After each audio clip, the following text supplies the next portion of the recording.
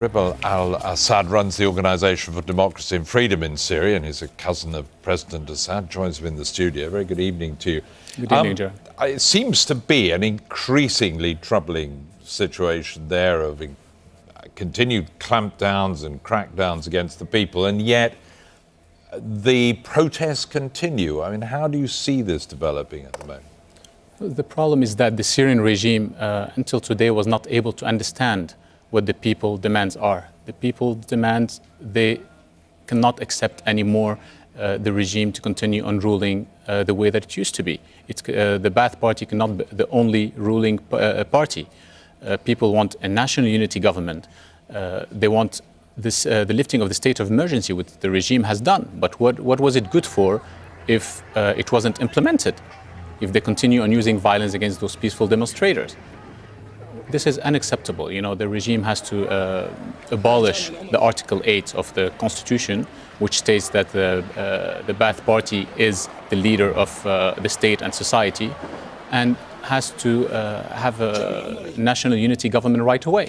President Assad has offered reforms, but he doesn't yet really seem to have acted on it in any way that appeals to those thousands of people out there who are protesting. Well, he cannot continue on prevaricate. You know, this is unacceptable anymore. To say we are going to do this. He made two speeches that were very that did not meet the people's demand, and it's clearly from what we could see lately. You know, it's very clear that people around him in the regime, including his cousins, Rami Makhlouf, who is who owns all of the, the Syrian economy. I mean, he controls the Syrian economy, and he owns every business in Syria.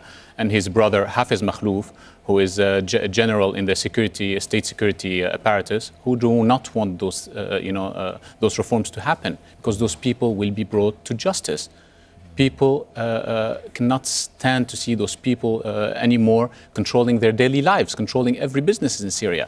This is completely unacceptable. Are the people generally against President Assad, or simply the way he chooses to run things at the moment? I mean, if he was to make concessions and to broaden out into a more representative government, would he arguably be able to stay there in some form or another?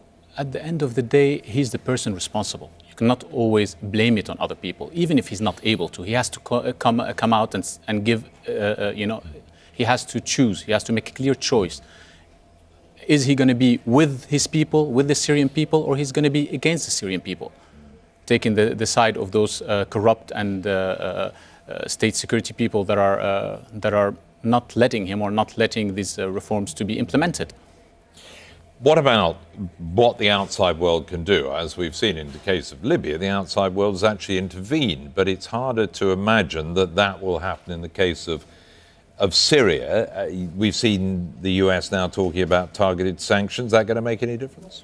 I mean, it's not yet on the table. This has to be, of course, this option has to be kept on the table. But we have to be very careful also, is that Iran will not let Syrian regime to fall out of their alliance. This is impossible because, as you know, through Syria, Iran controls Lebanon, they control Gaza, they control part of Iraq, so they will not let this happen. So they will use every way possible. And as we have seen also nearly a month ago, when Syrian foreign minister went to Iran, after his visit to Iran, he came out and said that the Gulf forces, when they intervened into Bahrain, this was legitimate. Well, this was, we have to understand that they're saying this because the Syrian regime will not hesitate to ask for Iran's help if they feel that they are in danger. And I think this is what's going to happen. I think this is not going to just stop here.